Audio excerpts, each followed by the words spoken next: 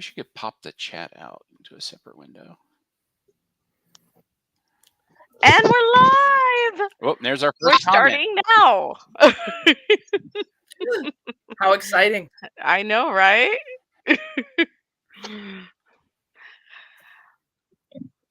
Lori, you're our first comment of the night. Hey, Mr. MC, are you going to introduce what we're doing tonight?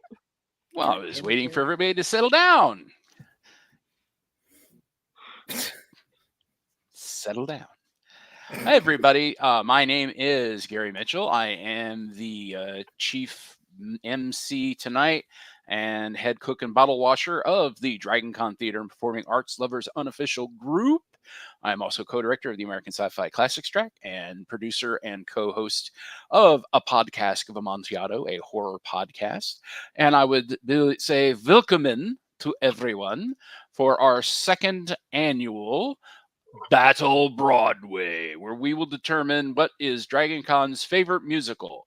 Last year's winner was Les Mis. If I hope you didn't Les Mis it, but if you did, please go back to our archives and watch it.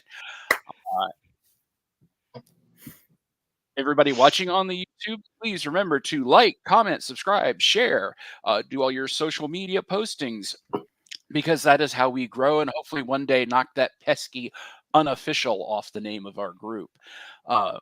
But until then, I think I've rambled enough. I will now let the rest of the group introduce themselves, except I'm going to introduce my lovely and talented, strong right hand stage manager of this wonderful group, the lovely and talented Sarah Rose. Hey, I think you all know me by now, but if you don't, I'm Sarah Rose. As he said, I am the stage manager of this wonderful, chaotic thing that is DragonCon Theater and Performing Arts Lovers Unofficial. For some reason, I decided we were with Gary. We're gonna do our this chaos again. For very shortly our second year anniversary, because Gary, can you believe it's been 2 years? Time flies when Seems you're seems longer backstage. than that. Well, considering I've been No, pushing for the right? group for 6 years now. But Oh, and hello, Kevin. yeah, no, definitely. And of course, you're gonna notice Kevin first. His comment did make it, but I'll show it again. Anyway, but yeah. Anyway, I'm gonna pass it on to the gentleman below me. Jake, you want to introduce yourself? Sure. I'm Jake Jarling. I live about 10 minutes away from DragonCon in Atlanta, Georgia. And I teach high school theater and film and direct a bunch of shows, including a lot of the ones that are on this list. Ooh. Definitely. All right. So I'll have some opinions. Deanna, why are you here? Who are you? I'm here. Why am I here? Well, because you asked me, but I'm here because I'm Deanna, and I am a musical fan from, oh God, I don't even want to think about it, since I used to dance to Sound of Music in my grandmother's living room, pretending I was a Von Trapp child, which was many, many years ago. I can't sing or dance, which is probably for the best, because otherwise I would be on Broadway, because there's no way that I would not be in musicals if I could sing or dance. But yeah, that's why I'm here. Awesome. And how about you, Steve? Well, guys, I'm Primetime Steve. I'm a professional stand-up comedian. I've been a DragonCon participant since 1994. So I've been going for quite some time now. I also work with the Apocalypse Rising track and main programming through the convention, but have been a part of musical theater, has been a part of my life since I was 12 years old, and wouldn't be any place else on a Thursday night than right here doing Battle Broadway. Yes. I would like to thank all 6 people that are not watching Bridgerton currently for coming to us. everybody else who's probably Wait. Bridgerton's on. I'm sorry, guys. I have to go. Spoilers: Colin and Penn still end up together, and they have. I mean, Spoilers. and So everybody who's watching think, this I in the think they future, have some adult activities too, But I just anyway, had that's a this different discussion. panel. Yes, I just had this discussion with my lovely fiance, who's at least Deanna has met. That Bridgerton is smut.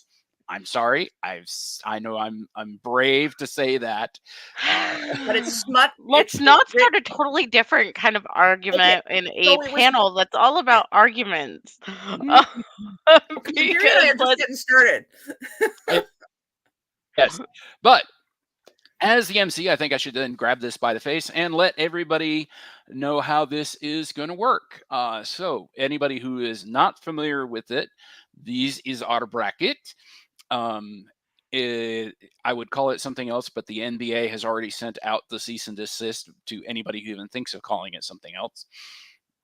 And what you can see before us is voted by everyone in the group are 16 candidates, and I'm just going to run down the list here. Starting in the Sondheim division, we have Les Mis versus Sweeney Todd.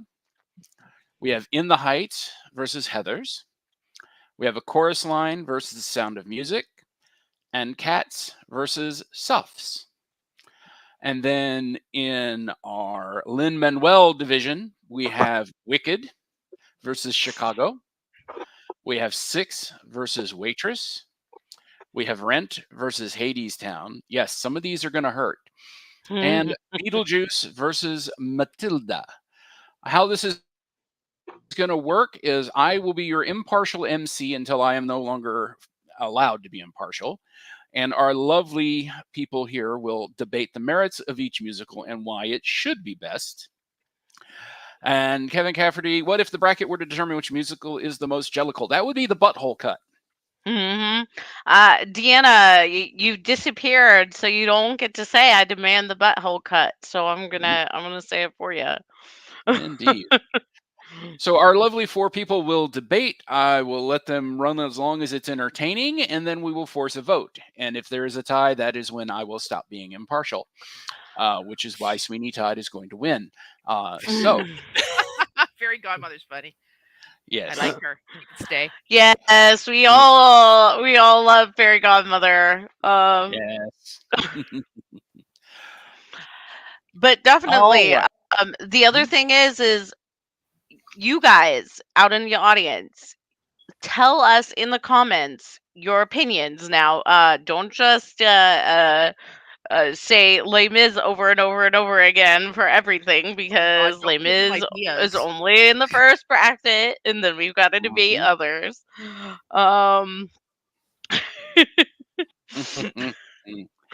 And at some point, I do want to also mention at some point during this bracket, we are going to announce one of our sing-alongs for this year that might be listed on this list right here. Just saying. Gary, you're playing favorites. Yeah, have you met me? But anyway. Yeah, Harley, you are correct. We are bringing the pain tonight. Oh, there will be a lot of pain. I am angry about some of these. The pain. All right, so let's go ahead and, as much as I want to start with a different bracket, I'm going to start us in the Lin-Manuel division, and let's get this party started with Wicked versus Chicago. He's going out of order. You You're welcome. Gary. You get Gary's MC. Chaos is a part of the brand. I know. I've worked with him for the last 2 years now. Anyway, who do you want to call on first? Wicked versus Chicago. Who wants to go first? Steve? Sure, why not? All right. And exactly, so this is my first time doing the Battle Broadway.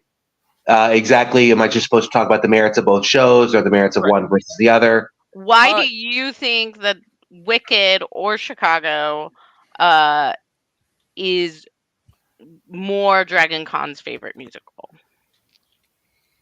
out of those two? Okay, so I would, out of those two, like I would personally prefer Chicago myself, because I'm a fan of, definitely a fan of classical theater. I love Wicked, don't get me wrong. I love it, love it, love it. But when I lived in New York, Chicago was my go-to. Chicago was if I felt bad about myself, if I wanted a little uplift, I would go see Chicago all day long. But as far as what I think the Dragon Con as a whole would prefer, I would probably lean towards Wicked. It's a little more on the mainstream. It's a little more, has that fantastical touch to it. It has, of course, all of the drama and everything that is a part of a good musical, but it taps into that old fairy tale, that old fantasy, whereas Chicago is more burlesque 1920s. It's going to be a little more, I would say, if I had to say, I would say Wicked is for Dragon Con, whereas Chicago's for Frolicon. How about that? I wanna put a rebuttal on here, on these points, because number one, Dragon Con has a burlesque show. No, that's I very mean, true. and Dragon Con After Dark is absolutely still a thing, even if it's not officially sanctioned all the time. But I want to point that out. I mean, Chicago, the the dance halls, all that feels very Dragon Con to me. And let's also point out that Chicago also has a huge following. I mean, it's part of Alternate History's possible 2020 5 sing-alongs, and it's winning by a huge margin over all the other contenders. So I mean, I'd also like to jump in. If you don't think Chicago has a lot of cosplay possibilities, you need to go look at Jerry Orbach's performance as Mr. Cellophane that's available on YouTube. Strongly recommended. One of my absolute favorites for sure. Yeah, just brilliant. I love both of these musicals, but I love them for different reasons. Chicago is awesome. They're both very female-centered musicals, so they're very much about females taking back power from a male establishment. But for me, Wicked is far more Dragon Con-y in a musical because it's essentially fan fiction on The Wizard of Oz. Yes. And it's basically and I partially blame Wicked for the "what if the villain had a backstory" movement that we've seen perpetuated throughout pop culture in the last little bit. But it is an incredible story. Thank you, Kevin. I love you.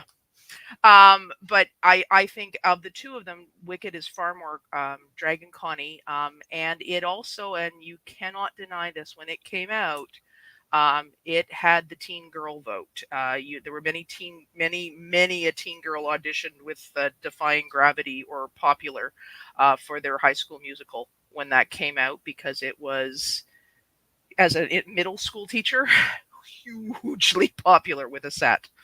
Well, I would venture to say too, like Wicked really kind of brought the Broadway mindset into like mainstream way of thinking too. Like it really put Broadway front and center.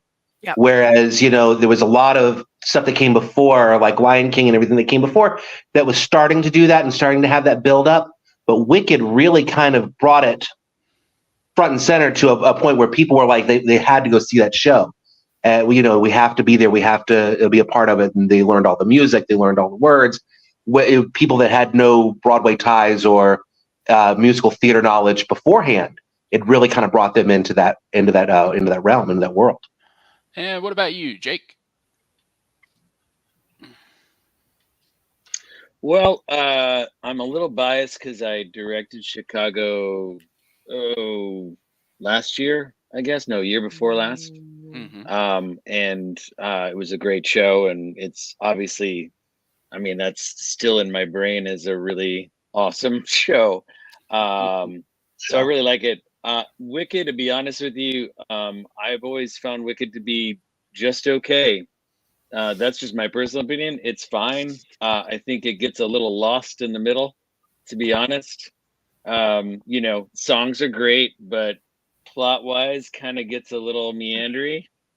I think Chicago's a tighter show. However, with everything that you guys have been saying about which one is more Dragon Con-esque, I would definitely say that Wicked, is definitely more of a Dragon Con kind of thing. Just because it's. I mean, yes, there is, like you said, the burlesque stuff, Sarah, and the after hours, but the majority of Dragon Con is very sort of fantasy oriented, and like Steve was saying. Yeah, I think most people at Dragon Con would connect with that show probably more than Chicago, even though I would not be one of them. So Me as well. All Yeah. right. Okay, do So, we want to do a vote? I was going to say we've rambled on quite a bit. We have quite a lot of fun comments out there. Thank you, Sarah, for putting those up where we can see them. And yes, we should have a vote. So by show of wands, who's voting for Wicked? wands. I need a wand. Oh boy. Sarah, I can't see your wand. There you go. Well, we I'm gonna grab. Oh, Steve's voting. Sure. Okay. I mean, I got to do Chicago. Unfortunately, but I'll just be the we would get kicked off YouTube if I showed off my wand. It is quite impressive. Please don't show your wand, Gary. It is not But- that type of panel. So That's three the other Wicked, convention. Jake. If you So, make yes. me come down Yeah, I'll there, be- She said, my she umbrella. said it was not that kind of panel. I thought she was going to say it's not that impressive. So I'm like, wait a minute. There's a backstory here. Look, I the mean, I stage agree. manager is never He is- impressed. That's part of their job. I, I just if can't I vote had a against it, nickel for unfortunately. so. every time Gary talked about his wand, I'd You have have at 2 least nickels. 5. But that's a lot, really. We really don't want to So- see me throw up on screen, so let's Well, it looks stop like we the have wand 3 to 1. conversation. Our winner is the Wild and Woolly Wicked. All right. I should put this Hopefully, back on someone screen. is writing this down. Yeah. I am writing it down. All right, and now we're gonna bounce back into the Sondheim division and go where Sarah was expecting us, I think, to start. We are gonna go with 2 mighty juggernauts, Les Mis, last year's winner, versus this year's upcoming winner, Sweeney Todd. No. Gary, no. Deanna. So Les Misérables, let's talk. This musical was a phenomenon when it first came out would be an understatement. If anybody thought that the tome that is Victor Hugo's Les Misérables could be turned into something like this, you would have laughed at them before this came out. It is brilliant. It has staying power because they keep restaging it. Kevin, it's pronounced Les Misérables. And it just is brilliant. It even gets into popular culture. Case in point, The Good Place references it with the fact that the prostitutes are in hell, not just because they're prostitutes, but also because they're French. And Jean Valjean Which is hell. Which is also in hell. Jean Valjean is also in hell because he stole bread, not just because he stole bread, but it was a baguette, which makes him even more French. So this is a hugely impactful musical. Sweeney Todd is horror based and it is good. I just don't, because of how difficult Sondheim is, Sweeney Todd is to sing. I just don't think it's as got the catchy, like the kind of singability that a lot of Les Mis has. Do you hear the people sing can be sung by, I'm not saying well, but most people remember that. They remember Master of the House. A Little Fall of Rain is brilliant, and I also recommend you go find the original French concept album and listen to Un peu de sang qui pleure, which is brilliant, which is A Little Fall of Rain in French. So for me, it's Les Mis. It's the most Dragon Con-y of the musicals. It's also ties into your American Revolution, guys. Come on. Jake. Yeah, I'm gonna jump in. So I conceded the last one because we were talking about what's the most Dragon Con-y of the two, and I heartily disagree that Les Mis has more Dragon Con-esque kind of appeal than Sweeney Todd. We're talking about a horror musical that was I mean, at the time was almost genre defining when it came out in the in 79 80, changed most everything that everybody thought about with the musical. Singability, I mean, sure, but the catchy tunes, Attend the Tale of Sweeney Todd is sung about 6 or 7 different times in different ways. I mean, it's based on a gothic horror from the 19th century. It just got so much going on with it.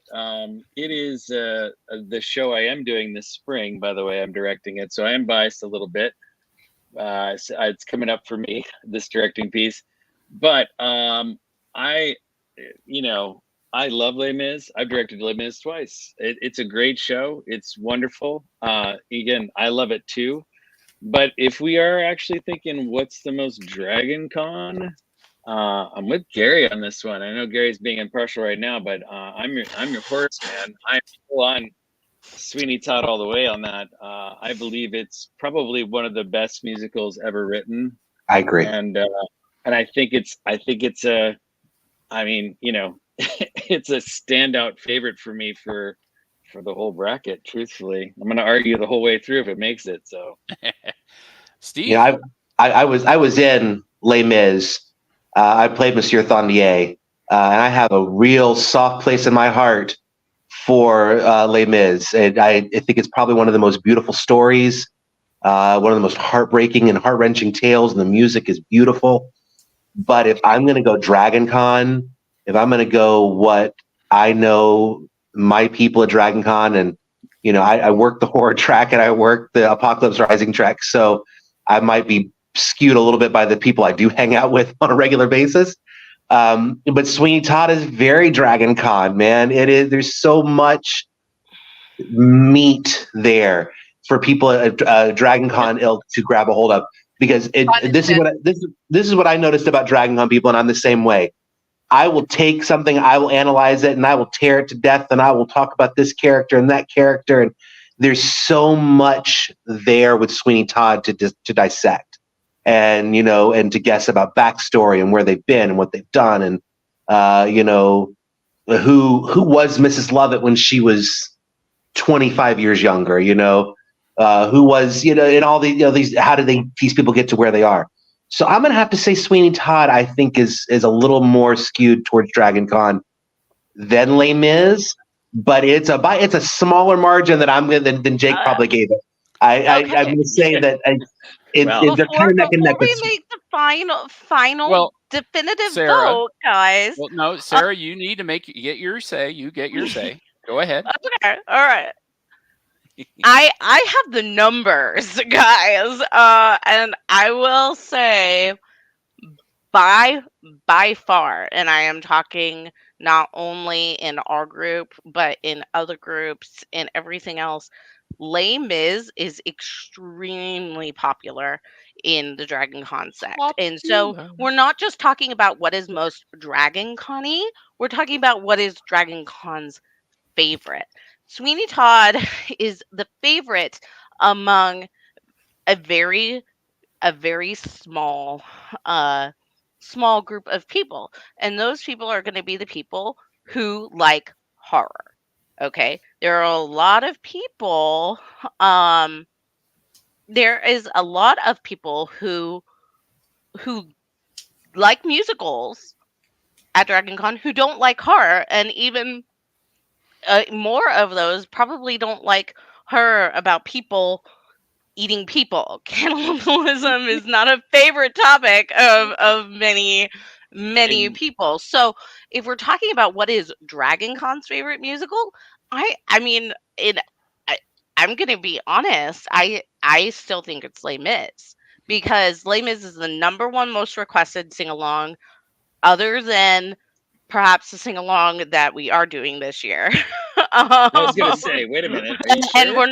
we're not announcing it yet. Yeah, I was gonna say, are you sure? Except for the musical that we're doing this year. Yeah. And it is definitely it is definitely a popular one. I mean, I was talking to your track director today, Steve, and he said no competition for me by far. It is Les Mis. Sarge said that. Sarge said that. You can ask Sarge. He might actually be in the comments. I invited him to come do it. Come view us. So Sarge said that it was Les Mis. So at this, Sarge. Okay. Right. I can pull up proof. There is what we think is the Dragon Coniest. There is what is Dragon Con's favorite.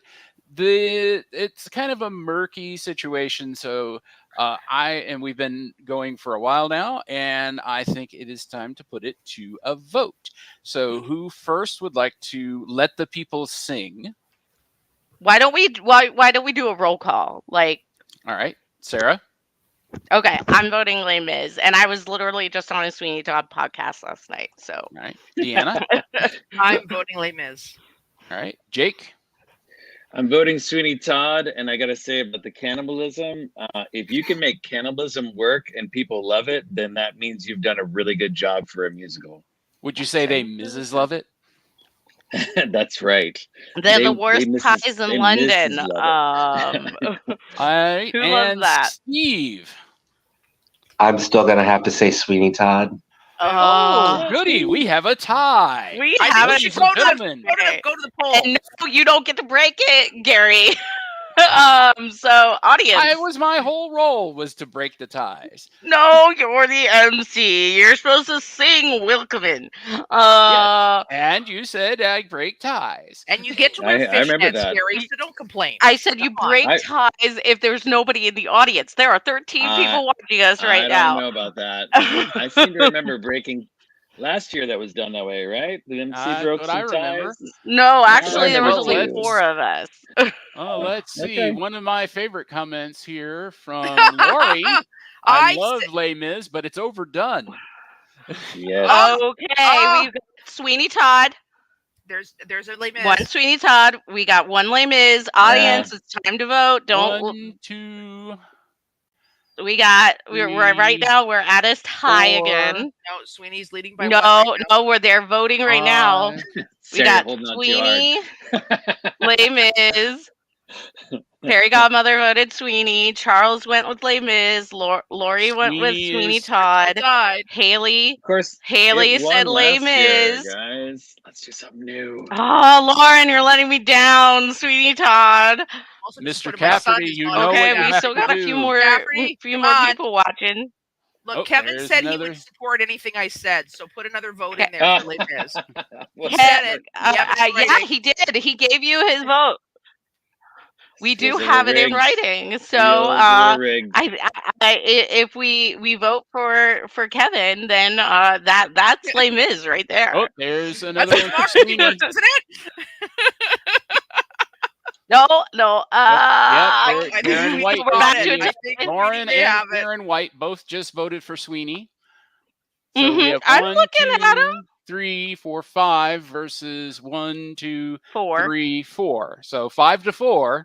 No, but we have Kevin's vote, which he said he was voting for. I am including Kevin's vote. Kevin's vote. 2, 3. Yeah, no, I think oh my gosh! I think we've lost it, Sarah. Just let it go. 1, it's all good. 3, 4, 5. We've got 5 Les Mis. No, you don't. 1, 2, 3. You have 4 Les Mis. You have Kevin. I think we've lost it, Sarah.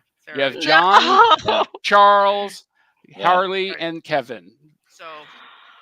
All right. Well, last year's winner goes out in seed 1, guys. Told you.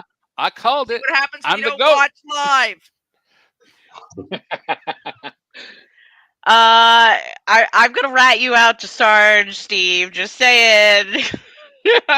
No, we're just gonna have Sarge come over for a shave. Mhm. There you go. All right, so now bouncing back over to the LMM division, we have Oh, this I one I gotta put it find on. very interesting and tasty. I'm very Six upset by this. versus Waitress. This is Oh, mean. This is mean. Not Deanna? the meanest one, but it's mean. Deanna? Waitress is one of my favorite musicals. it's so good. It's such a beautiful piece. Um, these musicals are actually an interesting pairing because they're both, again, female-centered musicals. Really about women surviving abuse or not surviving abuse, That's depending on right. your point of view. And Waitress, She Used to Be Mine, that song. Mm-hmm. Actually, both Oh of my these God. musicals have made me cry when I saw them live, like weep openly. Heart of Stone and Six is the one that made me weep openly as sitting beside my son as she It's sings so about good. that. Like, just Oh my God. they're both brilliant. And to pick between the two of them is really hard. If our criteria is what is the most Dragon Conny No, our musicals, our favorite, Dragon Con's favorite, it's Dragon Con's favorite. It's not what's the most Dragon Six Conny. is one of the flavors du jour. And again, when we talk about the teen girl factor, this one is hugely popular with teen and early 20s girls, to the point there was a flash mob in London with it, which is wonderful. If you haven't seen that, go find that. But Waitress, Fuzz Buckets, if you can find Sarah, like if the original is good, but if you can find Sarah Bareilles singing that, like that live cut, the live shot that they've done with her in the, like, so good. It's really a tour de force. And Waitress is sort of in that trend. Also, we have another musical that's in that trend of taking small movies and turning them into musicals. So yeah, I'm gonna go. God damn it, guys! I'm gonna go with Waitress. I just, it's such a beautiful piece. It's a beautiful, beautiful musical. It's really fabulous. And Nathan Fillion was in the original movie that it was based on, so he, like, that's a Dragon Con vote right there. Like, it's Nathan Fillion. Yeah. True. Canadian. Steve. Oh, you're hitting me with Waitress has been one of my favorites now for a little while. I've seen it twice live in New York, and it's impactful every single time, man. There's just no getting around how incredible the story is, how incredible the people are that are in it, and it's an entertainment from start to finish, and it's gut wrenching to the point of it induces tears. It really does. What I just saw Six for the very first time. My wife has been listening to it pretty much nonstop for a while, the last couple of months. And I'm going to tell you something right now.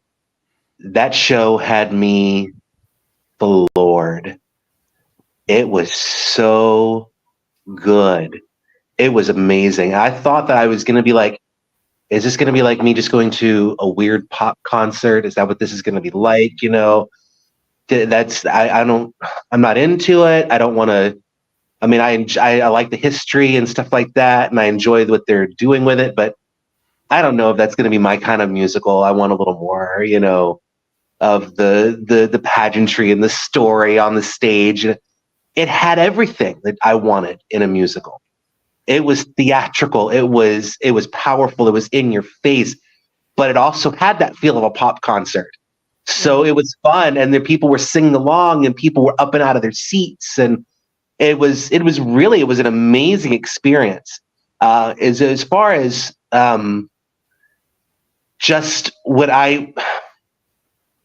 it's a really hard decision to make between the two. But if I think about the people of Dragon Con, and I go to the parties and stuff like that at night, I host the Zombie Prom every year. So I get to see that from the stage up, you know, and I see all the people out there dancing and having a good time. Six is a very Dragon Con esque, and I imagine that they would grab onto the music, they would hold on to that, and if the people know it, then they love it, and it's something you can listen to in your car and sing along with and have a great time. And My vote is for 6. I have to give it to 6. Right. On Sarah, that. I'm going to give you last word. Jake? Oh, come on. Don't be mean. Don't pick on me. I'm not I'll do picking it. on I'll do you. it I said last. I'm saving you for. Oh, okay. All right. Go ahead. Go ahead, Jake. It's Because funny because yeah, go ahead, Gary. You already know. He already knows what I'm gonna pick. Oh, So okay. okay. You know what? I don't know what you're gonna pick, so that's cool. You know what? I feel the same way, Steve. It's funny because again, teaching high school theater, you see these things come in waves, and there was a good, strong waitress wave that is somewhat dissipated a little bit. I still hear it used to be mine a lot at auditions and such, but it's 6 now. You know, like we're in the 6 wave now, and it's interesting because I know we'll look later at some shows that are older or newer, and it's hard. Like I'm sure, like you said, Steve, you only saw it once, but you've known Waitress for a long time, so that it's hard to it's almost apples and oranges when you haven't really been able to sit in it for very long, right? You know, and I kind of yeah. No, I was just saying this is funny because you said kind of what I was going to say the same way is I'm new to 6 as most people are, but I felt the same way. It's just so much energy and the first time that we even staged a piece in class with it, and I think the first time I actually had heard I don't remember what song it was, but I watched it and I went, oh my God, that's an amazing piece of theater I just saw. It was the same idea, and so it's really hard to pick, which is why I want Sarah to go before me, but that's all right. Well, you're not voting yet, so if you want to leave, if you want to wait, I mean, if you want to hear my thoughts, you can. So you don't have to vote yet. Yeah, that's good because I'm sort of on the fence here, to be honest. This is one of the ones I look at the variants like I have no idea. I could go either down those. They're both excellent shows, and I feel the same way you said, Deanna, about both of them move me profoundly, and it's just it's a real toss up. So I'm gonna defer to Sarah. Let's see what Sarah has to say. All right, Sarah. Okay, bring us home. I'm gonna bring us home now. My decision is already made. Gary probably knows what my decision is, but I'm still going to play devil's advocate for both. So Waitress. Waitress still has a huge movement and a huge following. When I was in New York in 2017, I will never forget going out of walking down the street and all of a sudden a mass flood of music, like just this super happy, like gospel-esque, like super happy music came out, and you as they're letting people out, and like everybody seemed to have like such an amazing time, and it is something that I still see whenever I hear Waitress being brought up, is that like how much the people love this show. And it is a heartbreaking show. Like, don't get me wrong. Like, it but it's tugs. also uplifting at the end. Like, it's not exactly. It's not just a downer. Both are like this. They both have moments that just rip your heart out, and then but at the end they deliver the goods, right? Like they let you leave it with okay, yeah, we did it, right? Definitely. Now, if we're going to talk about Dragon Con,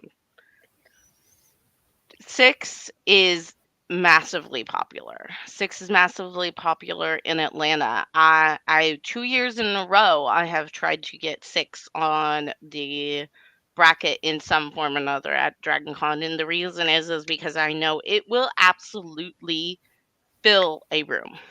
It will be standing room only. People won't get in. I mean, it is that popular of a musical. There are so many 6 cosplays. Last year, it was our badge ribbon, was a 6 inspired badge ribbon. There, it's taken a nursery rhyme and made it into a pop culture phenomenon. And so by far, if we're talking about Dragon Con's favorite musical, 6, hands down, it's going to be 6. So. All right. Well, then let's vote, and we'll go ahead and start with you then, Sarah. It's You're saying 6 for me. All right, Jake. I'll go with 6 in the same sense. I think I'll get on that train. All right, Okay. Deanna. I'm gonna still have to stick with Waitress. It's the one that stuck with me the most. All right, Steve. Are we going to the audience, or are you? What's your vote, sir? No, 6 has got my vote on this one. All right. As much as that, oof, That that was hurts. a hard one. It was a hard one. There's another bracket that hurts more for me, but that one hurts. All right. So Six. 6 moves forward. Forward. Really good. All right. All so right. popping back over, we are now going with In the Heights versus Heathers. We'll start with you, Steve. I actually want to address something. Okay. There's been some questions about why Hamilton isn't on this bracket. 'Cause it Hamilton sucks! Hamilton it got actually mentioned extremely late in the voting. It didn't come up like as quickly as it did last year. And I think that Hamilton, I'm not saying it's had its day, because Hamilton is probably always going to be extremely popular. But our goal this year was not necessarily just to take the ones that the most people voted for, but also the ones that people are most excited about. And last year, Mhm. we did In the Heights as a sing along, and it just blew up the comments and about In the Heights and stuff like that. And that's why In the Heights got the sing along. So that is why In the Heights ended up moving forward before Hamilton.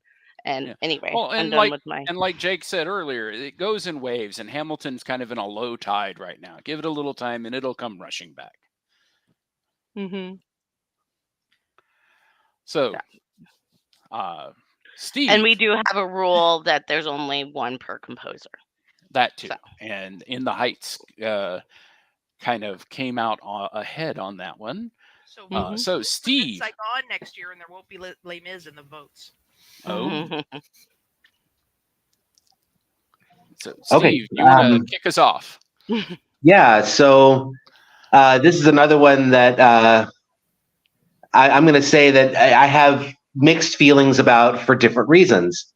Let's start with Heathers and say that, I mean, I've been a fan of Heathers since the first movie, when the original movie came out, and Christian Slater and Winona Ryder. And I mean, how could you not absolutely love that movie? That was everything about teen angst that could possibly be put onto film, wrapped up in a murder mystery drama that I found delicious and wonderful.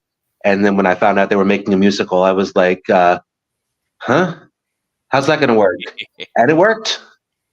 It didn't just work. It worked really, really well. It's entertaining. The music is fun. And it catches all the campiness of the movie, I think. It really does.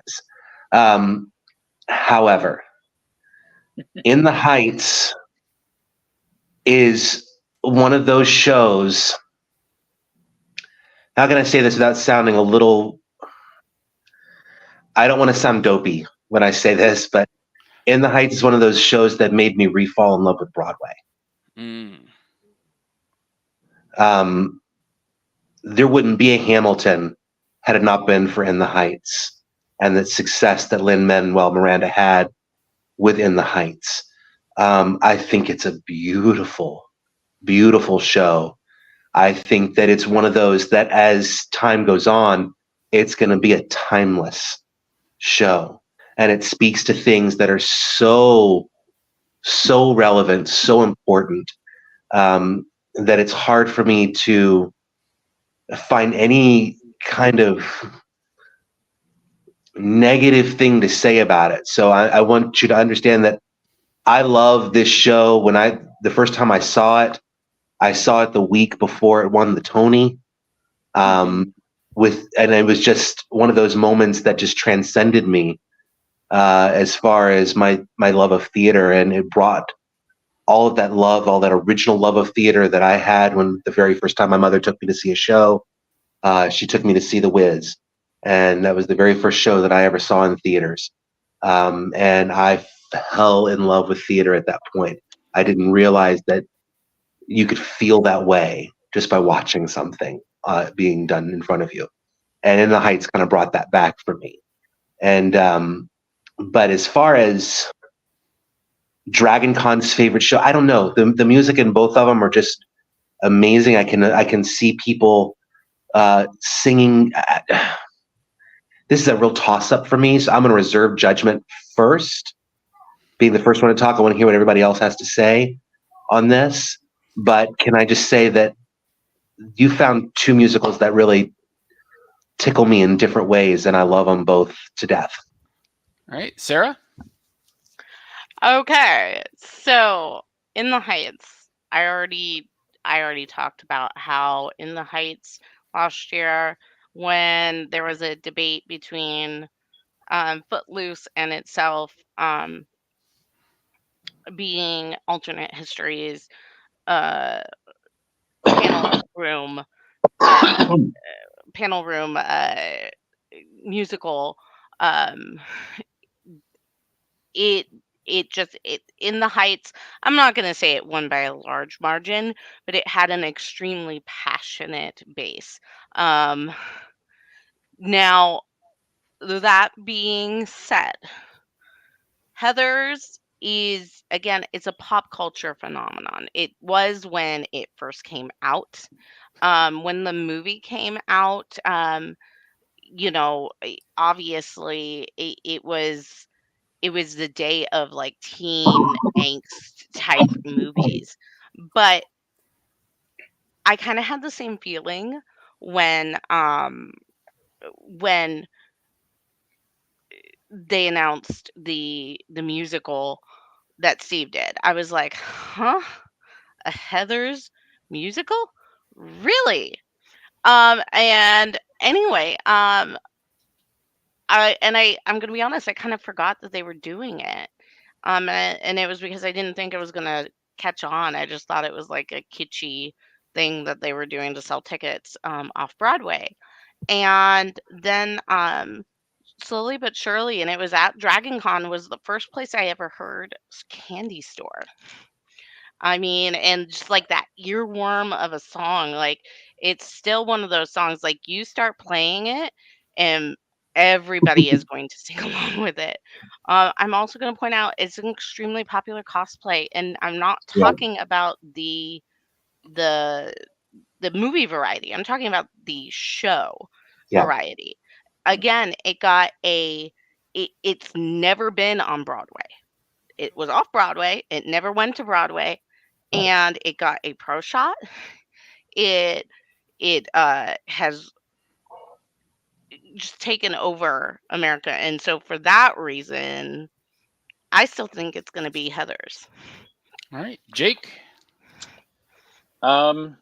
So I agree with the first time I saw anything from In the Heights was that Tony performance of 96,000, and it just absolutely blew me away. Same kind of thing. And then when I finally got to see the show, I mean, we're like, Steve and I are like on the we're like this tonight. It's the same idea. I thought it reinvented all the stuff. And that was something that is pretty, it was so innovative and so different than things I'd seen before. And obviously the precursor to Hamilton, which, Lynn did again to reinvent things. But he's just so, you can see the brilliance in the show just in the way that he wrote very specific little tiny things throughout. It's all the little details. Of course, I'm old, so they're eluding me, but all the little details that come up throughout the entire thing. Heathers, 17 reprise is still one of the things that makes me cry with no problems. Every time I hear it, kids do it sometimes in class. Every once in a while, they pick something like that, and that song just crushed. Yeah, just it's always seniors who are about to graduate too. It's always it's just like it hits it just right. And it is it's got incredible music as well. But once again, I think there's something to be said about the sing-along data that you have there and how popular it was. I think the movie was. I'm going to say I was not there. Courtney was there. Yeah, She was one of our panelists. Okay. Yeah. It wasn't from the numbers standpoint, it wasn't well attended. Well, okay. But still, I thought the movie was well done, and I think it got a lot of popularity from that too. So it kind of went the opposite way, right? It did musical first, then movie, as opposed to Heather's. So it's kind of an interesting, like, looking at those two being sort of the opposite of each other, right? As far as which came first, chicken or egg. But I mean, I still feel that there is no other Lin-Manuel here, and I gotta go with that one just because of his brilliance. So, all right. Deanna, bring us home. It's gonna be In the Heights. Lin-Manuel Miranda is a genius. There is no doubt about it. But I want to address a couple things that have been going on in the chat. There's been comment that the pandemic hurt the In the Heights film. I'm going to say something controversial. Hamilton hurt the In the Heights film. Hamilton is a better musical than In the Heights. In the Heights is good, but Hamilton's a better musical. And so because of Hamilton, we got the In the Heights musical. Because of the sheer record-breaking phenomenon that Hamilton was, we get the In the Heights musical. And then people who liked Hamilton and who were blown away by Hamilton, by having a black George Washington and a rapping Alexander Hamilton, and Ty, let's talk about the beauty of Davy Diggs. But just like that man can rap, like the number of words that come out of his mouth in like a minute is insane. But they go to In the Heights and they see that and they think, no, it's not Hamilton. And it's not. It's a different story. It doesn't diminish what it is, but that's part of what hurt In the Heights movie. The other thing that was pointed out in the chat was that when Heather's, at one point, somebody said that when they went to Dragon Con for the first time, Heather's was the second most popular cosplay photo shoot after something else. So Heather's may be suffering from the fact that it's not as fresh as In the Heights is in people's memory. Heather's is quirky. And I think for a Dragon Con group, there's a outsider bit, like Veronica's an outsider. And she wants to be with the Heathers, but the Heathers are Mean Girls. And really, Heathers is like the prequel to Mean Girls. If you think about it, they're very much this very same musical.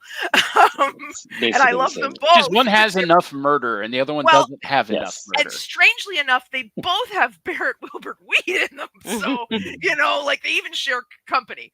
But so for me, there's a quirkiness, and I think that appeals to Dragon Con because they're very much outsiders in high school.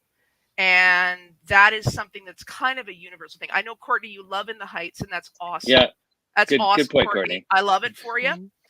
But it doesn't diminish what I'm saying about Heathers, which is, I think it is a more Dragon Con-y kind of musical, and I think it's the more popular musical for Dragon Con. I think In the Heights may win, but I think it's only winning because of recency bias, not because of the musicals themselves. And so I want to point out a number thing. We had 4 Heathers cosplays in the parade last year. We had 1 Hamilton cosplay in the parade last year. Well, can I just say too, and harking back on that, then we can take our vote. But I think that as far as when you're looking at Dragon Con and you're looking at the people that attend Dragon Con, with everybody that's there are those like myself that have been going for decades. And when you harken back to when I was in school, in high school, and I think some of us here can agree, Heathers was an extremely popular movie. It was something that we held on to as kind of almost an anthem movie, like the anti-anthem, if you will, and it was such a great. I saw it in the theaters like 4 times. It was such a good movie. I really enjoyed it. And so I would think that it becomes not just a new fresh musical now and people are really enjoying the new take on it, but it harkens back to their parents too. It had the nostalgia. So I think if you put the two of those together, Heathers takes it for Dragon Con. Yep. Yeah. And as the MC, I want to make one particular point that as important as the numbers are and the voting is, that's only a small part of our determination, because otherwise we would just throw up a poll and announce the poll results. So while the popularity is important, it is not the most important. So with that having been said, I'm going to go in right around the horn. We're going to start with Sarah. Heathers. Jake. In the Heights. Steve. Heathers. Deanna. Heathers. Oh, that was a squeaker. Welcome to Candy Store. All right. So I'm going to mix things up and stay in this division. And we're going to go right to one I'm sure everyone's been anticipating, the phenom known as Rent. And our favorite little underground play, Hades Town. Oh, man. Talk about the pain. And so, both of these shows are condemnations of capitalism in their own way.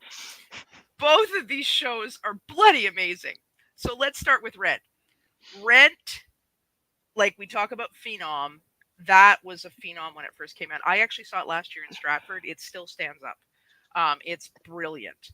It gave us Jesse L. Martin, Anthony Rapp, Indina Menzel, Tay Diggs. I'm missing Adam Pascal. Like, if you look at the cast of that musical, like, we are talking giants. It was incredible. And Seasons of Love is still played at high school graduations today. Like, it's high school graduation time here in Canada.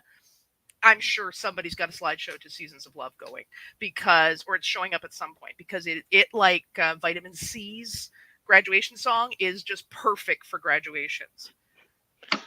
Hades Town, like the whole 1930s aesthetic with the music, the prophetic nature of The Wall. She wrote that years ago, and then when it comes out just at the time of the Trump presidency and The Wall and that song, and it speaks to the rise of fascism that we're seeing in the world.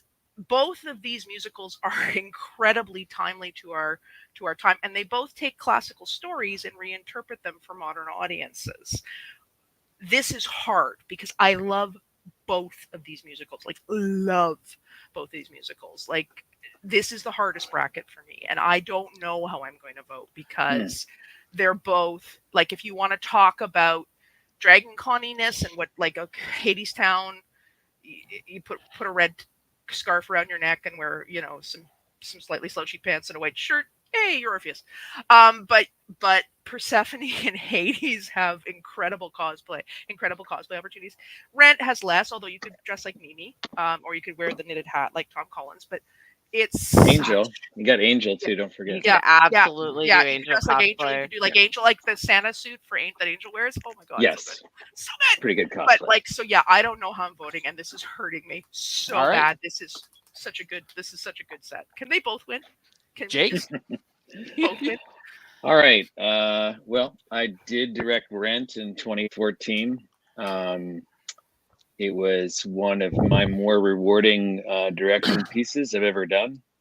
I was super worried. It was 2014, so I was kind of like, I don't know how the parents are going to feel about this one. And actually, when it was done, the parents came back and said, "Please do more of this," which was a really good thing. I love Rent, absolutely. I think it's and people can argue with me on this, but I think it's a perfect high school musical as far as characters and stuff and so forth. I think it's made for high school personally. But beyond that, Hadestown is gorgeous, and I am flooded right now, of course, with Hadestown. They just released the high school rights for Hadestown like about a month ago, and every single student flooded to me going, "When are we going to do it?" They were very excited about it. I'm so bummed that I don't teach anymore. I'm so bummed I don't teach anymore.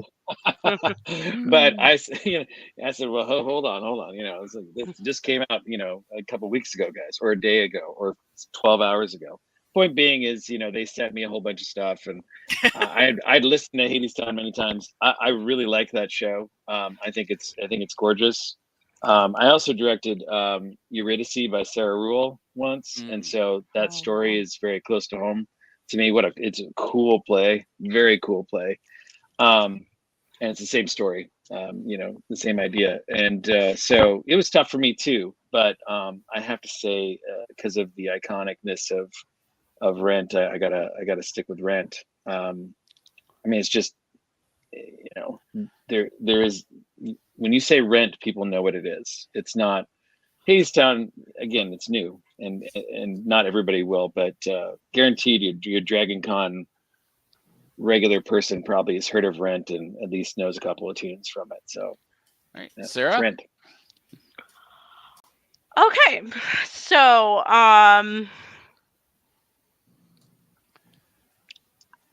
this one's actually really hard for me. I love both shows. As people have said, this decision literally rips me in two. The amount of love that Hadestown gets at Dragon Con can't be ignored. That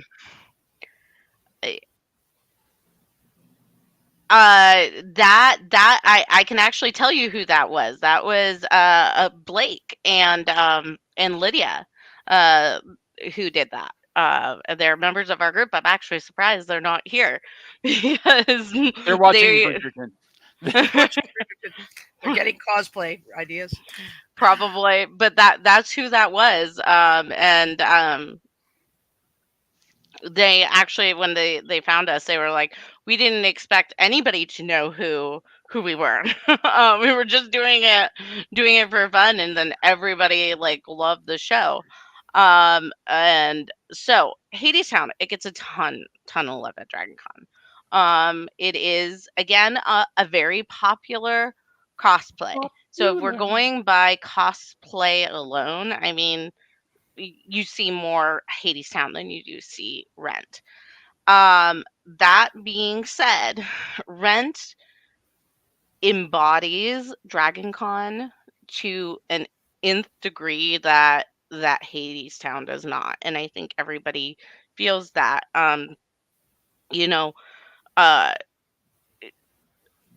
the new year, I posted just a little blurb from Rent and on the official Dragon Con group, and it blew. It had 250 comments, tons of likes. Rent, I can't say enough about the popularity of Rent. We're doing Seasons of Con this year. After the photo shoot, we're gonna take over the Hilton lobby, and we're gonna sing it Seasons of Con. So that I don't have the picture proof, but in my heart, I know it's Rent 100%. And Steve, bring us home. So I'm from New Orleans originally. Hadestown, the music of Hadestown really speaks to my soul. I love the story. I think it's a beautiful story. I think I love the transitional pieces in it. The whole thing works together so beautifully as one just flowing ensemble of piece. There's not a weak area in it. Having said that, Rent was my very first professional acting job. Oh. Back 25 years ago. and I got paid to do a small tour, and I played Mark. And there's something so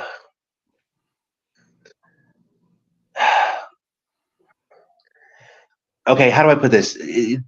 It's a visceral, living, breathing thing. It speaks to human nature. It doesn't matter where you are, where you come from. There's something in Rent that every single human being in this world can identify with. We're all a part of the same 525,600 minutes every single year. And, no matter where we are in life, we're all living those minutes together. And so it's something that speaks to, it transcends people, it transcends situations. And I can tell you and attest to this, my Southern Baptist grandparents came, very conservative, came to see it. And they said they were going to be there. And I was sweating so hard. I was like, oh my God. I have to say the F word like 5 times in this show. So, I mean, that's already, this is not boding well for me and getting a good Christmas present.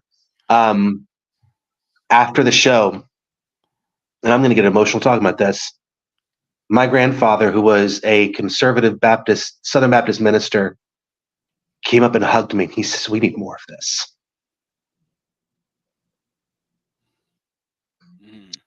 This is what we need. So I'm going to say, as far as Dragon Con goes, because we are the people that sit on the fringe of Maine society, and that's the way people look at us. We're a novelty to Atlanta whenever the con happens, and we wear our costumes, and people want to come and they see the parade and they take their pictures, but they don't take us seriously. I say that Rent is our anthem. Rent is who we are. So my vote goes to Rent. That's a t-shirt. Yep.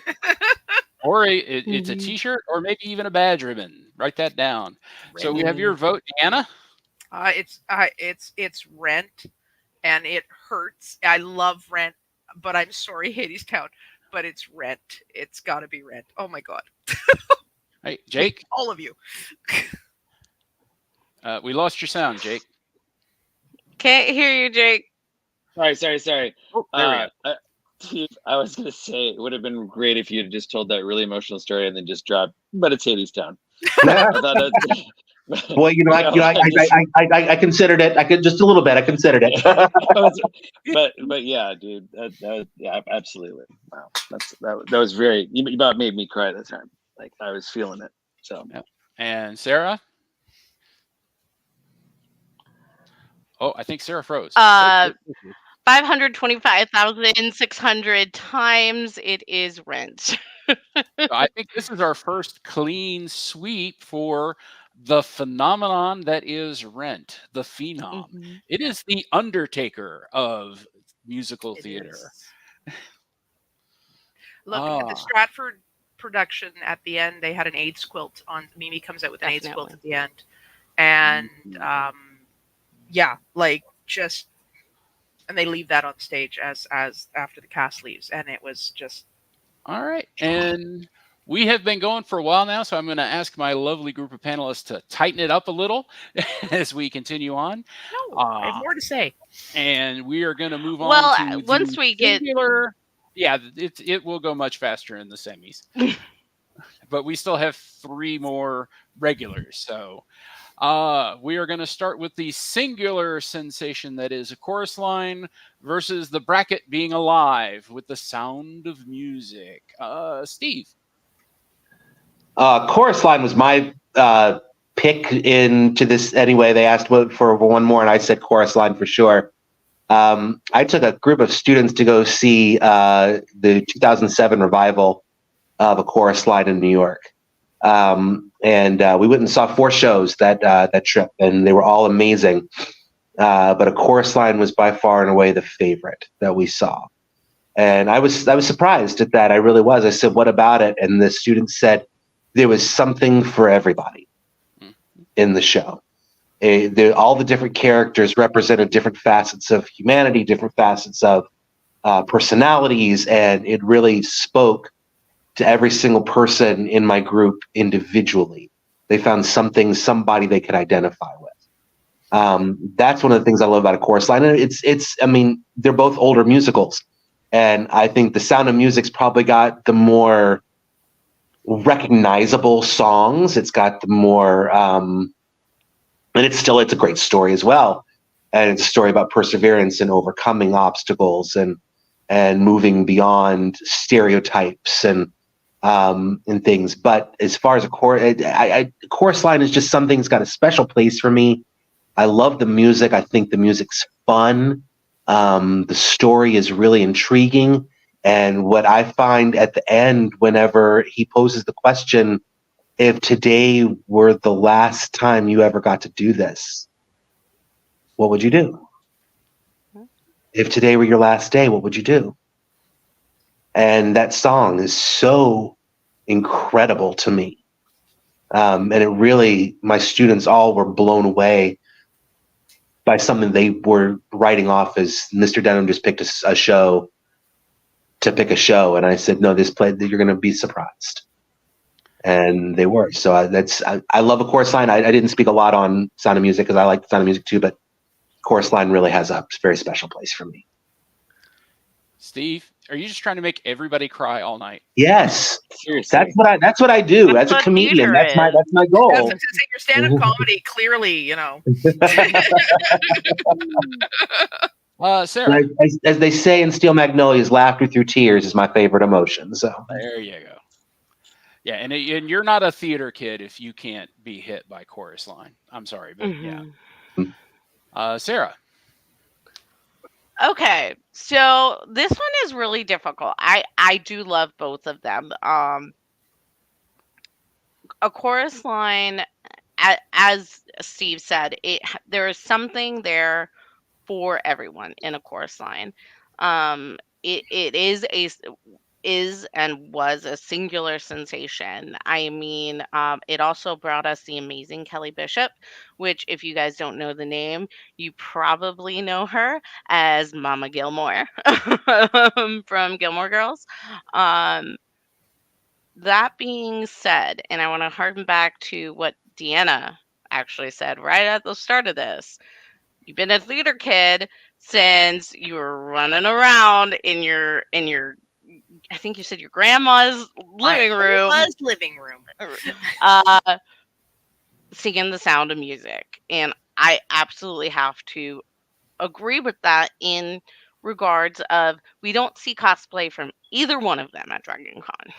But what we do see is Sound of Music's ongoing pop culture movement that was, and will forever be The Sound of Music. I mean, the songs are iconic, the actors are iconic, whether you're talking about the stage or the film, everything.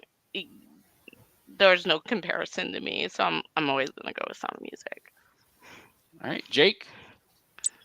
I'm gonna make it real tight for you on this one because I don't really care for The Sound of Music. Yeah, I mean it's fine. Yeah, I know. It's just I think it's done a lot, and I think it's just not my thing.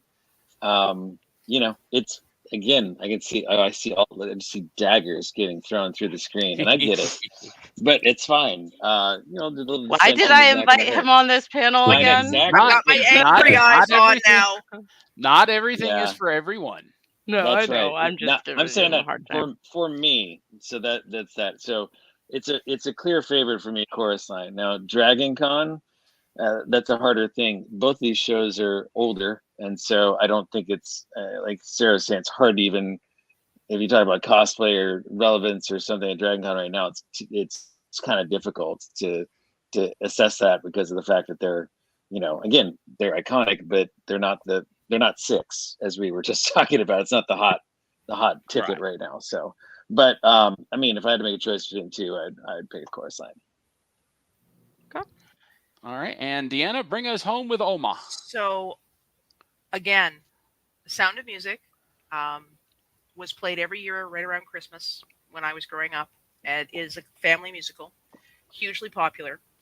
Has the iconic Julie Andrews finally getting to play a role on screen, because if you paid attention, she wasn't in My Fair Lady on screen and she wasn't in Camelot on screen, yet she'd done those roles on stage. And so you also get Christopher Plummer. You get 7 adorable children singing and dancing in curtains. There are at least 3 songs that I would argue pretty much anybody at Dragon Con would be able to name one of them or sing a couple lines from them, because Doa Deer is actually gotten into music lessons. I remember singing it in music class. Edelweiss, written because Christopher Plummer wasn't that great a singer, so they needed something that fit the range. And then he didn't even sing it. Definitely, They didn't even let him sing it in the And end. then they have of course, the iconic Sound of Music. And Steve, you talked about the importance of Rent with your family. Mm-hmm. Sound of Music, was the first musical I memorized. My grandmother had a record that I played on her stereo, Ask Your Parents, Kids. And I would play it all the way through. And I would sing and dance, pretend I was a Von Trapp child in my Oma's living room. And my Oma was widowed when I was 10. And she told me when I was in my mid-20s to almost 30 that anytime she felt lonely, she would put that record on and she would pretend I was dancing in the living room. Aww. Sound of Music is an incredible musical. You may say it's a classic, but it is timely with its story of standing up to fascists and racism and hate and being true to yourself. Chorus Line is hugely popular with Broadway kids because it's about Broadway kids. There's bias there because it's about us. We can sing and dance, and we want to get the role. But I really think God, I hope I get Sound of Music is the choice because it is so iconic. Regional theaters still do it. There's a regional theater here that every time they need to make money, they put on the Sound of Music, and it just brings people in the door. And so I think Sound of Music is the one to go with. All right. So we have a tie. That's well. Let's make it official. Sarah, Sound of Music. Jake, Chorus Line. Steve. She tightened it up a lot for me, but I'm still going to go Chorus Line. And Deanna. Sound of Music. All right, commenters, you know what you need to do. Don't let my Oma down. Yeah. She's 101 and sometimes remembers my name. So don't let her down. So we're just waiting on those votes. But no guilt. No guilt. No guilt. I will play that card. While we wait no. We I could do want to absolutely say that as a horror fan, I actually think one of the scariest things I've ever seen, and I'm not joking, this is not a joke, this is serious. One of the scariest things I've ever seen is The Future Belongs to Me. Yeah. That should terrify you. Well, and the fact that that's Cabaret. The far right. I'm trying to make people comment. You want to make people comment, you have to be wrong on the internet. Oh, I see what you're doing. Well, right now, Sound of Music is winning. Yep, Sound of Music is winning. Come on, nuns fighting Nazis. How much more Dragon Con can that be? How do you solve a problem? Oh, yeah. And as the co-director of the American Sci-Fi Classics track, Sound of Music gave us a Spider-Man. One of the Von Trapp children became the Spider-Man in the 70s TV show. That is I guess a mark in the Dragon Con column. A very out there mark. And I like it. If you thought it's I around the way to do it. I didn't even tell you my grandparents were in the Dutch Resistance, right, in World War II. So there's another connection for me with the Sound of Music. All right. Lori, I actually just saw the puppets in person. Oh, yeah. I literally just saw them in person Right. in Mason City, Iowa. All right, so 5-1. Sound of Music moves forward. Yes. Woo, woo, woo. So we'll pop back over to the Kitty division. First, we have Beetlejuice, Beetlejuice, Beetlejuice, and Matilda. So magical girl versus a ghost with the most. Deanna. Okay. I happen to think Matilda would take this. I think Revolting Children. I think the story of Matilda being based on a children's book, Roald Dahl. I know Beetlejuice is a classic movie that everybody loves. Beetlejuice is big right now with the kids. I'm gonna say that, but because my son loves it and it's coming to town next year, and we're of course going. But I think Matilda, Revolting Children, is kind of awesome, and everybody remembers the movie with Danny DeVito and all the other people. And I think that's where my vote would go. But yeah, I'm just gonna be short on that one. All right, Steve. And I'm going to go the opposite way. I'm going to say that as much as I love both those musicals, and I think the music's great in both of them, I think Beetlejuice is probably the more iconic. It's outstood the test of time. They took a movie from 1987 and they made it into a musical now, and it spawned and prompted people to have this forethought and the great insight to write a second movie that's coming out later this year. And I'm super excited about that. I love watching how they allow the character Beetlejuice in the musical play to have so much free reign and so much leeway in the way that he addresses the audience and the fun that he has. I think it's just an all out just good time. And as much as I love Matilda and I do love the music of Matilda, I think that the movie that they did for the musical was great. And it was almost as good as the original movie, I think, but Beetlejuice takes it for me. All right, Sarah. So, last year we did a Matilda fan panel with Young Adult Lit, and that it was fairly well attended. Jake, I can't remember. You weren't on that one. You were on Fandom Theater, right? No, you I was weren't on the. Yeah, you were Yeah. not on that one. No. Now I do have to say, like, when I walked in, um, you know, it was 10 a.m. on a Friday morning. Okay, I was not expecting very many people to be there. I thought I might like have 3 or 4 people in the audience. I'm not even joking. And I went in there and the room was like half full, which again for 10 a.m. on a Friday morning is pretty darn good. Um we did have some Matilda cosplay. We had a Trunchbull and a Matilda. And everybody went ooh and ah, and unfortunately scared the little girl, I think, because we were like, oh my god, there was was there. Yeah, Charles, you were on that. Now that I'm thinking about it. That being said, again, Beetlejuice has taken over the cosplay scene. That is Dragon Con. And I am not just talking about Beetlejuice himself, the ghostess with the mostest. I am talking about Lydia. Her dress from that musical is more common than the iconic red wedding dress that they Yep. also do in the musical. Yes. But the black number, you see it everywhere. It's constantly on people who love the musical. That you see mashups all the time as well. So I think if we're gonna go with what is Dragon Con's favorite, it's got to be Beetlejuice. All right, Jake, what you got? Dead Mom is currently probably the most popular audition song I see from Beetlejuice. It's done Dead a lot. Mom. It's a great song. And I personally, what I know now, taking a character that has one line in the movie and creating an entire song from it, which is just so good, is absolutely incredible. So Beetlejuice is way up there for me.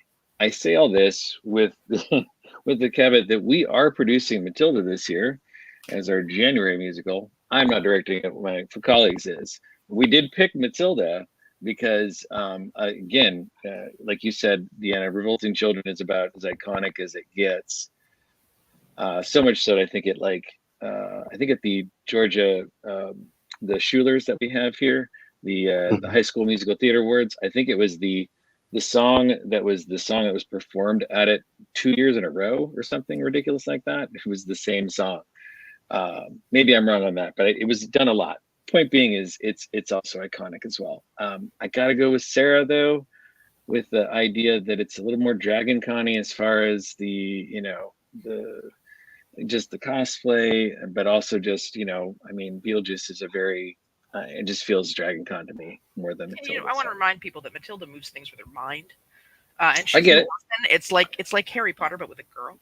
I was gonna say Carrie does the same thing, but oh, Carrie! Oh man, she's a good musical. Was not voted for in this. Didn't get one. I have a list of one nomination. I would like to talk to Dragon Con that did not make this list, and I'm very disappointed in all of you. I'm big fan of that. I like telekinesis in a musical too. I'm in, but yeah, it's gonna be Beetlejuice for me. All right, so let's do that vote. So Jake, you're voting Beetlejuice. Deanna? I'm gonna stick with my Matilda. Yeah, I love Steve? Beetlejuice. And Sarah? Beetlejuice, Beetlejuice, Beetlejuice.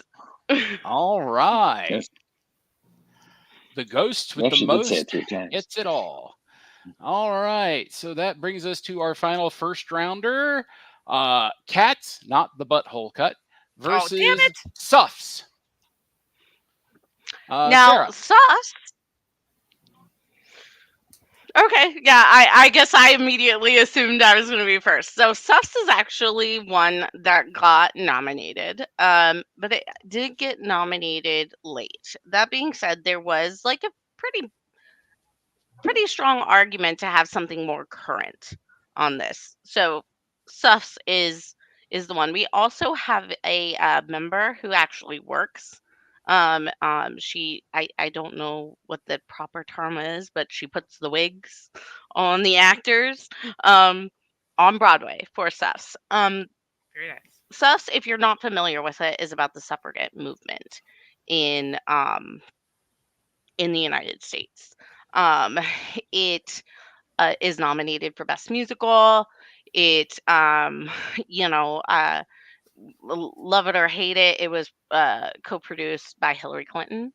Malala She Yousafzai also one of the co-producers on that as well, Malala. Malala. Yeah. That's what I couldn't remember her name, so thank you for reminding me of that. I think that it is one that we're gonna see a lot more moving forward. Okay.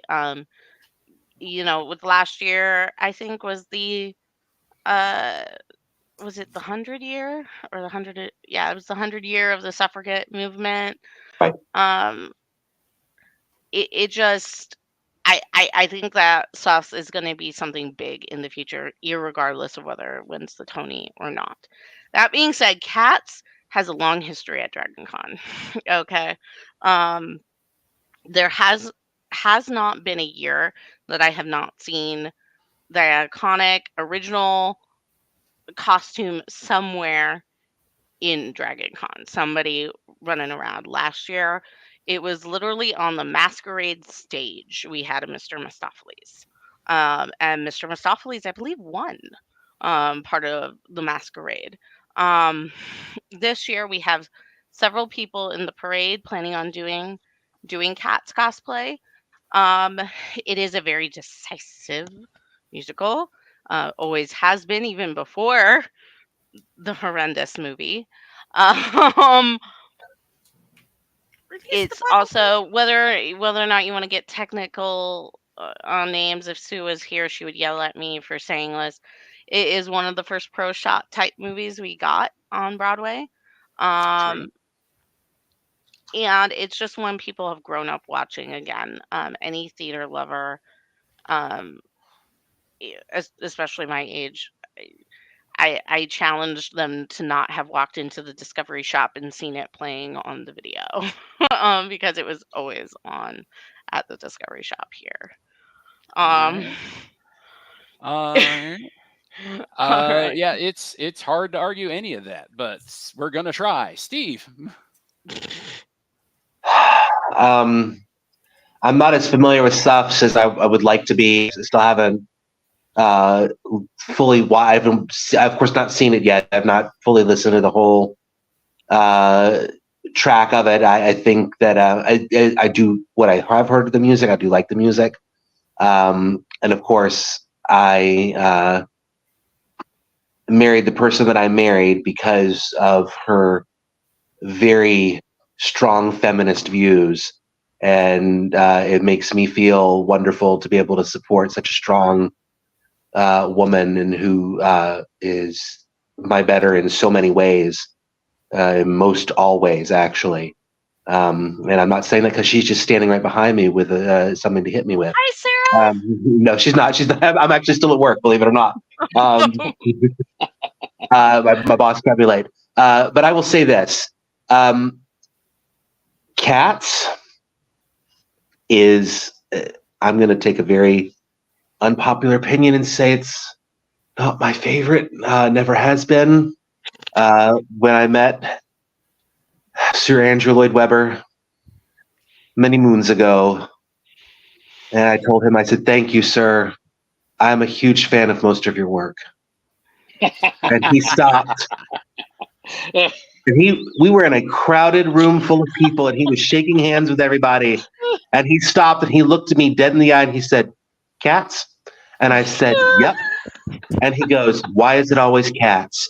And I said, The aspects of love that everybody hates, because that's a horrid piece of trash.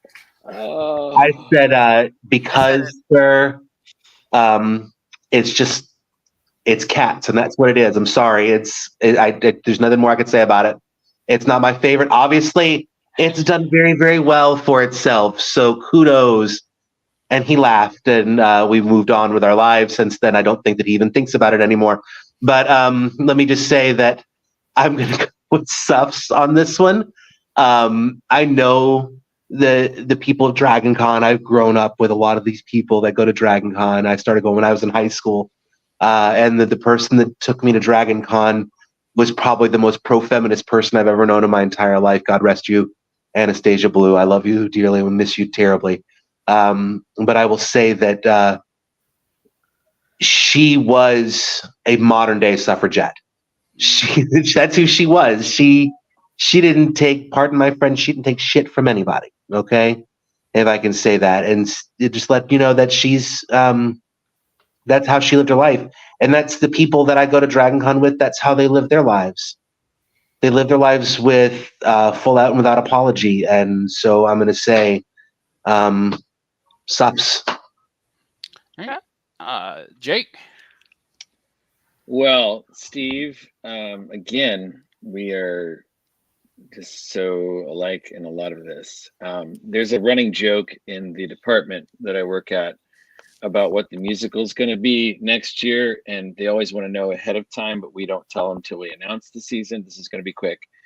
And so there's a standard answer. It's a combination of all the shows we will never produce. And the answer is the last 5 Spider Cats. Because the last 5 years being a 2-person musical, we're never going to do that. Spider-Man Turn Off the Dark for obvious reasons, and they all know that I will never produce Cats. I don't. Again, I hear it.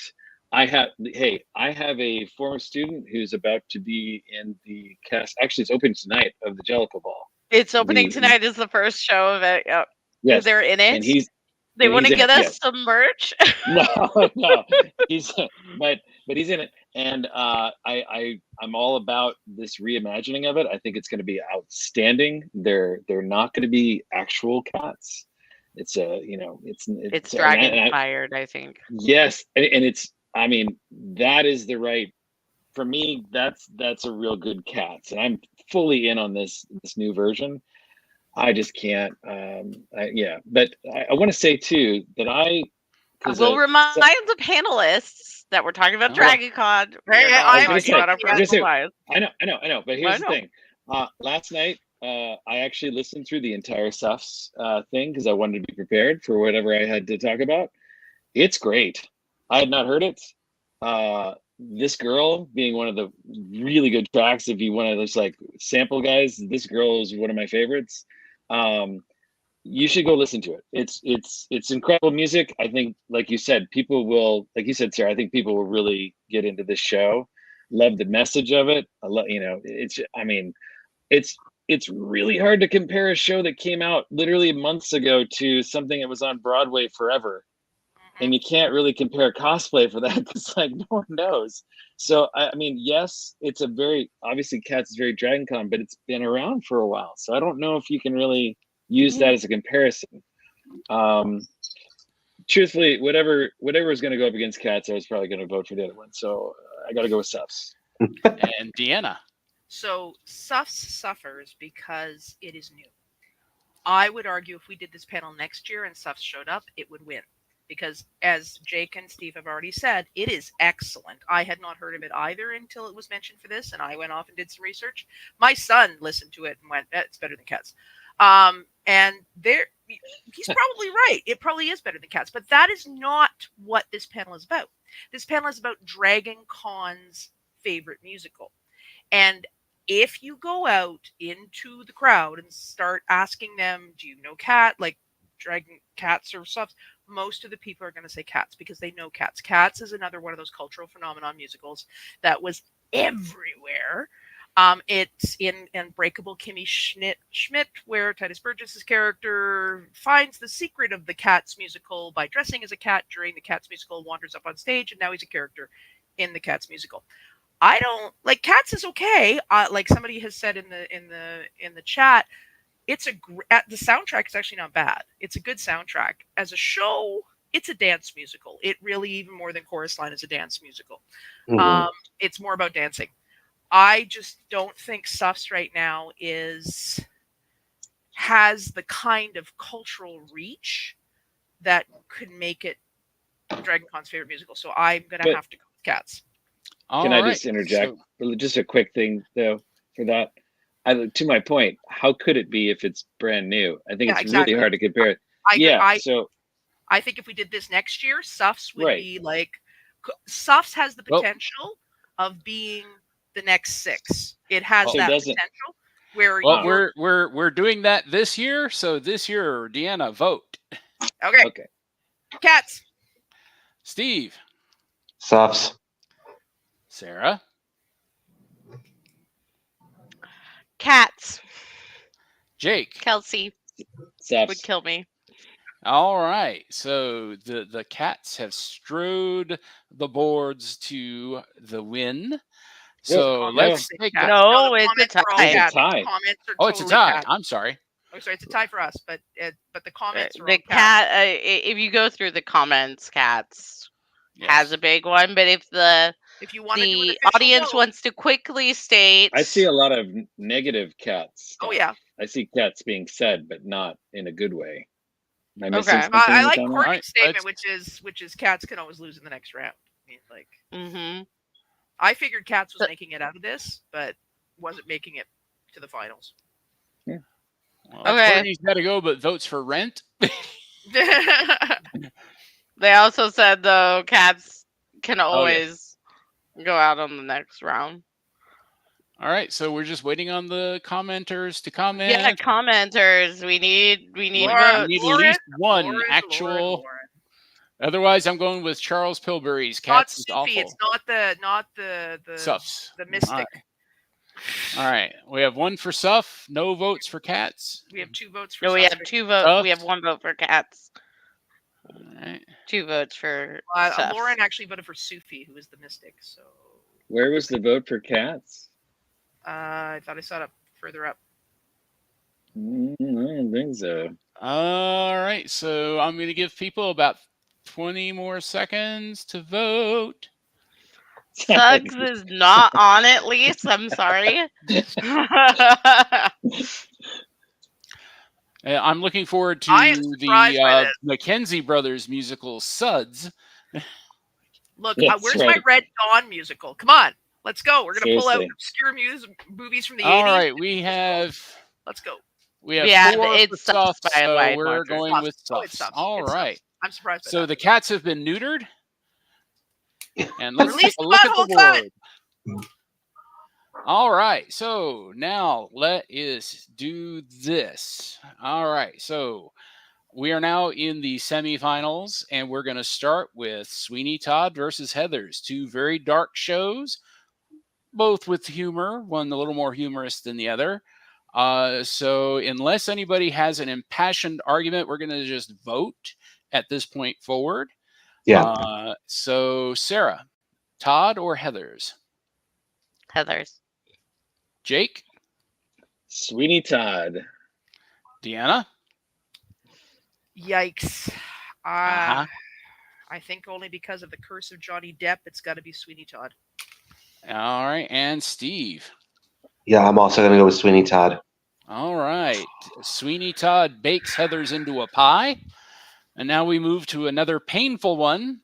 Wicked versus Six. Steve? 6. Deanna? It's going to have to be 6. I hate this, but it's going to have to be 6. If we'd done this 5 years ago, it would have been Wicked. Because 6 wouldn't even be on Broadway. But anyway. Jake? 6.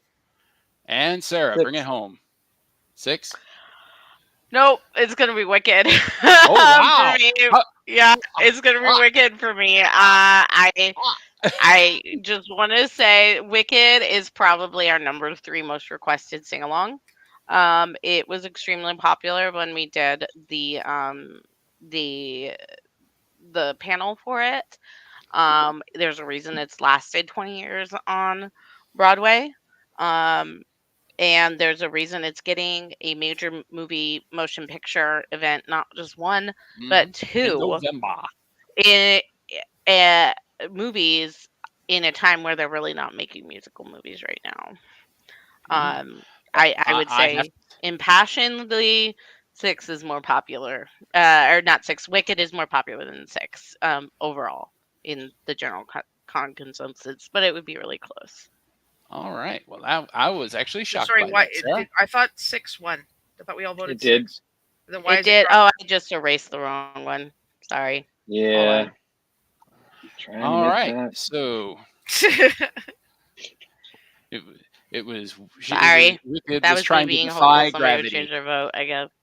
All right. So now we will go with Sound of Music versus Suffs. Anti-fascist versus anti-fascist. Steve? Sound of Music. Deanna? Sound of Music. It's that Oma factor. Jake? Suffs. Sarah? Sound of Music. Yeah. It's good.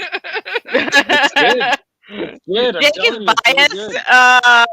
Stuff is good. It's not Sound of Music. No, it's It is amazing. really It's just not known enough. So All right. it's gonna be Sound of And the Music. biggest foregone conclusion in the brackets, Rent versus Beetlejuice. Sarah?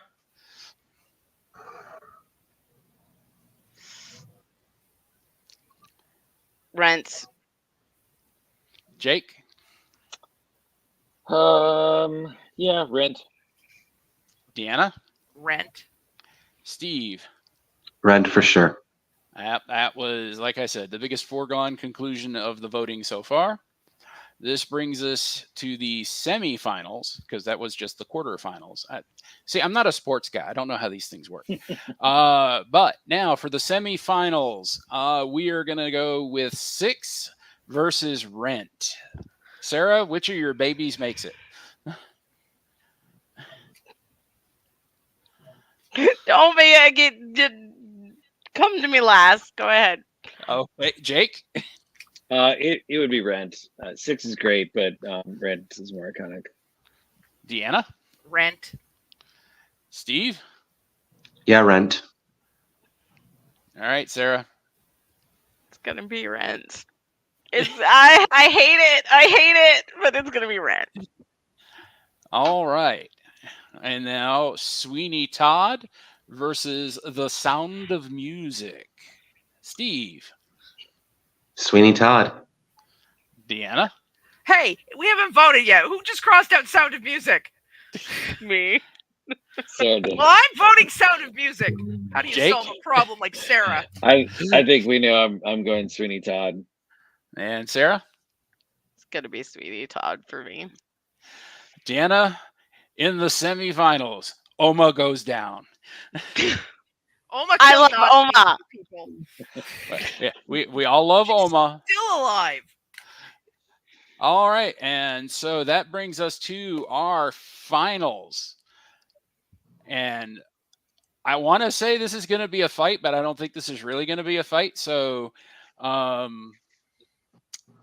let's do it. Sweeney Todd versus Rent. Meat Pies versus Modern Bohemians. Steve. Thank you. Rent. Deanna. It's gonna be Rent. Jake.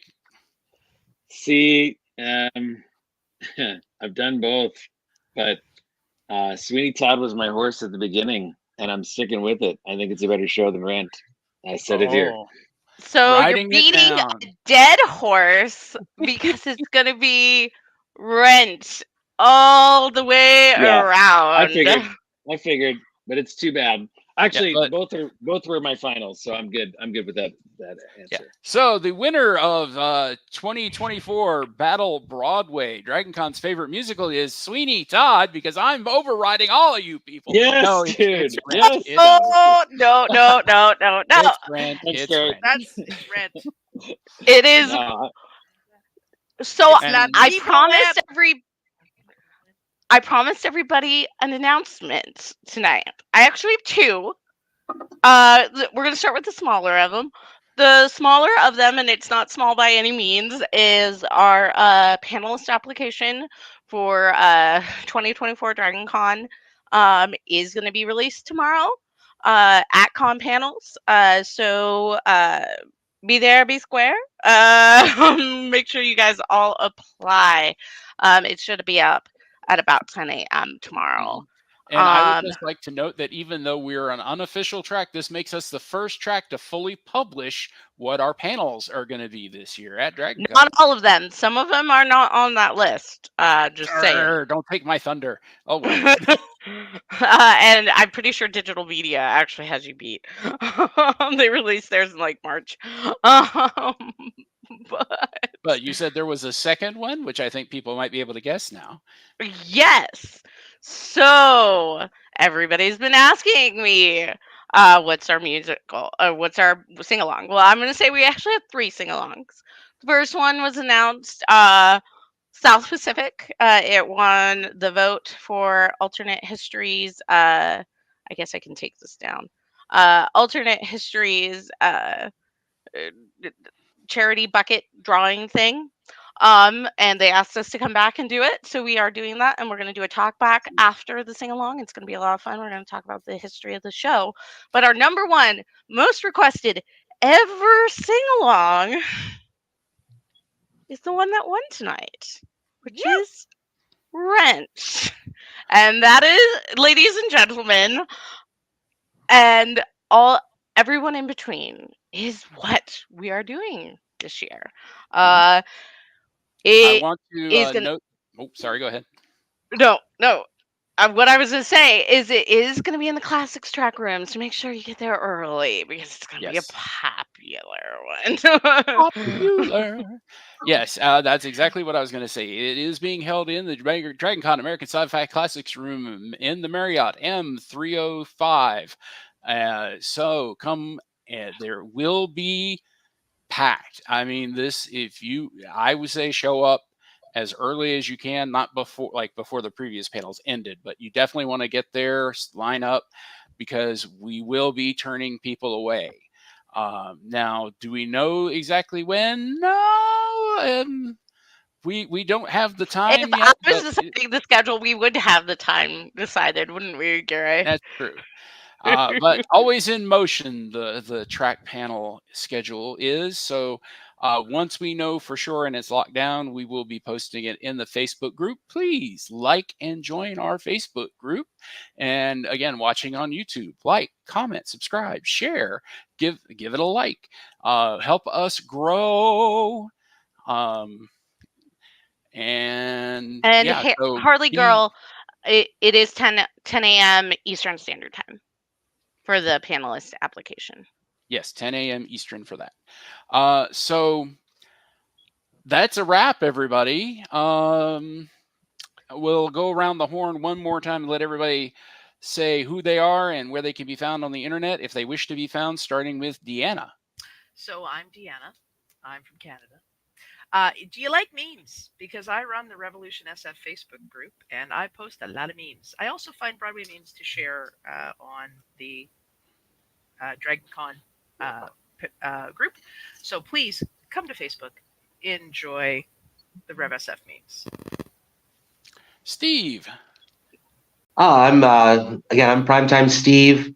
You can find me on Instagram at PTS Comic, on Twitter at PTS Comic, or Primetime Steve. My comedy page is on Facebook as well. So you can follow me in those places, and I do post a lot of my comedy in different forms on those pages. Also, look for me at the convention this year. I'll be moving back and forth between the Apocalypse Rising track, hosting panels for them, as well as the main programming, hosting some of our guests at DragonCon this year. So Nice. Jake. You can if you want to come see Matilda or Sweeney Todd and you're in the Atlanta area, our website is midtowndrama.com. That's our school website. You can buy tickets and look at our whole season and so forth. Got a lot of other cool things happening. So please, we do some pretty good stuff, if I do say so myself, at the high school level. I'd love for you to come out and check those shows out. Also, usually, these last couple of years, I've been in the Buffy Horror Picture Show at DragonCon. Last year, I played Xander. I'm not sure what I'm doing this year yet, but come see me perform in that. That's a lot of fun. Yeah. Cool. And since you only live 10 minutes from Dragon... Oh, go ahead. Forgot. I'm also producing a podcast for the first time. It's going to be coming out probably this week or so. It's going to be called Theatrical Journey. I talk to alumni of theater people and find out what they've been doing since they graduated from high school. And they've been wonderful. So I can't wait to show this out, but not live yet. So don't go looking for it yet. It'll be coming out in about a week or so. Cool. Make sure you post it on the group. Yes, I will. Since you only live about 10 minutes from DragonCon, we can all come crash at your place for the con, yes, right? Come to my 1,000 square foot home. Feel free to come and Party at Jake's house. I got it. Two dogs and two kids. Theater rave. Everybody wants the theater rave. We're gonna have it at Jake's house. Yeah, it's there you go. All right, Sarah. Like they don't know. Let's say it with me. You can find me at DragonCon Theater and Performing Arts Lovers Unofficial. I'm the stage manager. I am always there.